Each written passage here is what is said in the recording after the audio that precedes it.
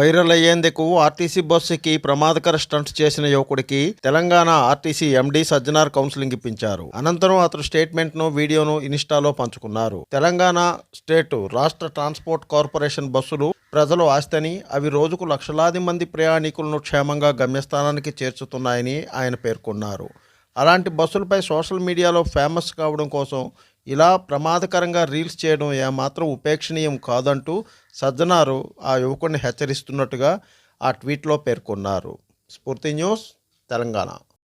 నా పేరు తేజ, మాది నవజల్పల్లి గ్రామం, హత్తున మండలం, సంగారెడ్డి జిల్లా. ఇటీవల ఆర్టీసీ బస్ పైన 3 వీడియోలు తీయడం జరిగింది. అవి నా ఇన్స్టాగ్రామ్ అకౌంట్లో పోస్ట్ చేశాను. అవి వైరల్ అయ్యాయి.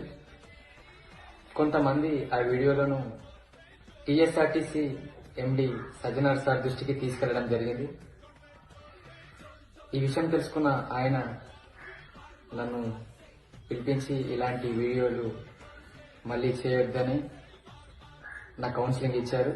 మీరు కూడా ఇలాంటి వీడియోస్ చేయొద్దని నేను అనుకుంటున్నాను.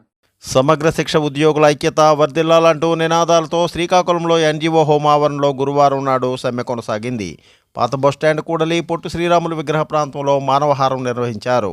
సమగ్ర శిక్ష కాంట్రాక్ట్ అవుట్సోర్సింగ్ అన్ని విభాగాల ఉద్యోగులు ఈ సమ్మెలో పాల్గొన్నారు.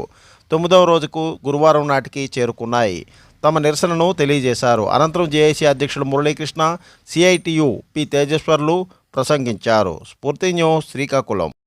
మేమందరం కూడా ఆంధ్రప్రదేశ్ రాష్ట్రంలోని సమగ్ర శిక్ష సొసైటీలో పనిచేస్తున్నటువంటి కాంట్రాక్ట్ అండ్ అవుట్సోర్సింగ్ విధానంలో పనిచేస్తున్న ఉద్యోగులు సార్, మేము నేటికి 9 రోజులుగా ఈ ధర్నా సమ్మె పేరుతో మేము రోడ్లు నిరసన తెలియజేసి ప్రభుత్వానికి ఈ విషయం తెలియజేస్తున్నాం.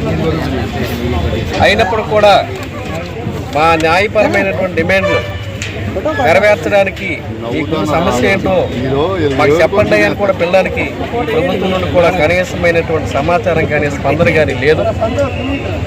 మేము మా సమస్యలు పరిష్కరించండి అని గత 4 సంవత్సరాలుగా ఈ ప్రస్తుత పాలకులకి అనేక విధాలుగా తెలియజేశాం.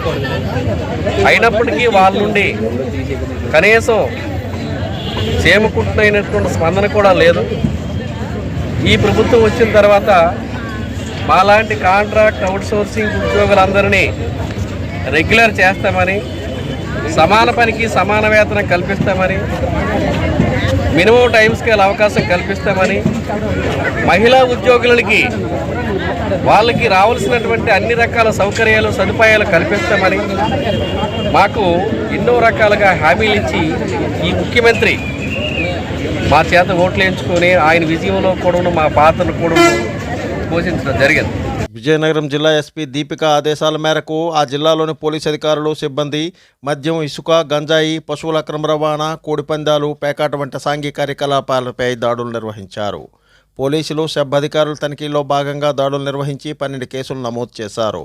ఈ సందర్భంగా 12 మందిని అరెస్ట్ చేసి 45.36 లీటర్ల మద్యాన్ని స్వాధీనం చేసుకున్నారు. వెంకాడ పోలీస్ స్టేషన్ పరిధిలో ఇసుక అక్రమ రవాణా చేస్తున్న ఒక వ్యక్తిని అదుపులోకి తీసుకుని 1 లారీ 12 టన్నుల ఇసుకను స్వాధీనం చేసుకున్నారు. డెంకాడ పోలీస్ స్టేషన్ పరిధిలోని పేకాట ఆడుతున్న 13 మందిని అదుపులోకి తీసుకుని 69,600 రూపాయల నగదును పోలీసులు స్వాధీనం చేసుకున్నారు. బహిరంగ ప్రదేశాల్లో మద్యం సేవించి ప్రజాశాంతికి భంగం కలిగించిన వారిపై 33 కేసులను నమోదు చేశామని పోలీసులు తెలిపారు. మద్యం సేవించి వాహనాలు నడిపిన 29 మందిపై కూడా కేసులు నమోదు అయ్యాయని పోలీసులు చెప్పారు. జిల్లా వ్యాప్తంగా పోలీసు అధికారులు, సిబ్బంది వాహన తనిఖీలు చేపట్టి ప్రజలు, వాహనదారులకు రహదారి భద్రత పట్ల ప్రజలకు అవగాహన కల్పించారు. నిబంధనలు అతిక్రమించిన వాహనదారులకు ఈ చలనాలను విధించారు. జిల్లా ఎస్పీ దీపిక ఆదేశాలతో ప్రజలకు దిశ యాప్ పట్ల అవగాహన కల్పించేందుకు జిల్లా వ్యాప్తంగా డ్రైవ్ను నిర్వహించినట్లు పోలీసులు తెలిపారు. స్ఫూర్తి news, Vizianagaram. Please like, share, subscribe our channel.